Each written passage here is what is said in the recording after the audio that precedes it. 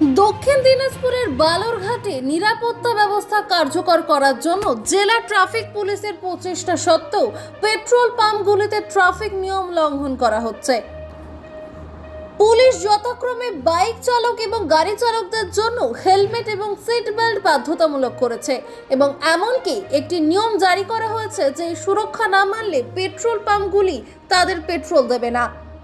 তবে দেখা যাচ্ছে অনেক গ্রাহক হেলমেট বা সিট বেল্ট পরতে অস্বীকার করছেন। এই নিয়ে বালুরঘাট সদর সহ প্রতিটি পেট্রোল পাম্পে ব্যানার টাঙানো হয়েছে, no helmet no seat belt no petrol. এই স্লোগান রয়েছে সেখানে। কখনো কখনো পাম্পগুলিতে অভিযান চালাচ্ছে ট্রাফিক পুলিশ।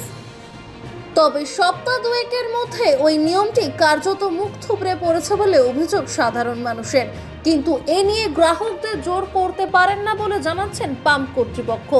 এই বিষয়ে বালুরঘাট শহরের বিশ্বাসপাড়ার পেট্রোল পাম্প মালিক অরিন্দীপ বণিক জানান, ট্রাফিকের পক্ষ থেকে তাদের বলা হয়েছে হেলমেট ও সিট বেল্ট ছাড়া পেট্রোল না দিতে।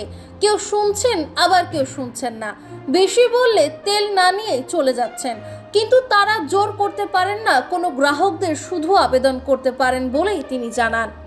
এছাড়াও তিনি বলেন, যদিও ট্রাফিকের পক্ষ থেকে জোর না করে শুধু আবেদন করতে বলা হয়েছিল, এরপর নিয়ম পালন করা বা না করা গ্রাহকদের বিষয়, এক্ষেত্রে তাদের কিছু করার নেই।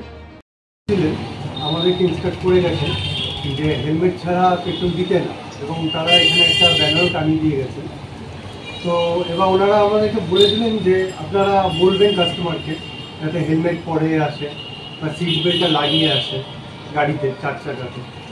তো আমরা স্যারদের কথা অনুযায়ী যথারীতি বলছি কাস্টমারকে।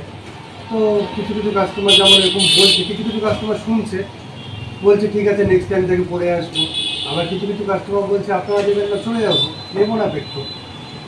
তো এতে মানে আমরা তো এক প্রকার জোর করতে পারি না কাস্টমারকে, কারণ এটা আমাদের বিজনেস।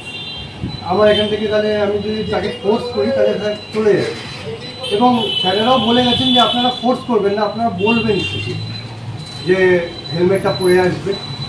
তো আমরা সেইভাবে যথারীতি বলছি ওনাদের। এবার দেখুন, মানা না মানা তো পুরোপুরিটা ওনাদের উপর না। স্যারেরা তো ওনাদের সেফটির জন্যই বলছেন যে হেলমেটটা পরার জন্য, এবং আমরাও ওনাদেরকে বলছি। এবং ওনারা যদি না মানেন সেই বিষয়ে আমার আর কিছু করার নেই, বা আমাদের কিছু করার নেই। আর এই তো, এ আর কি বলবো।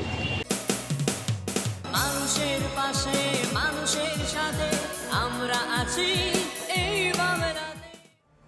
আপনারা দেখছেন সংবাদ শিরোনাম।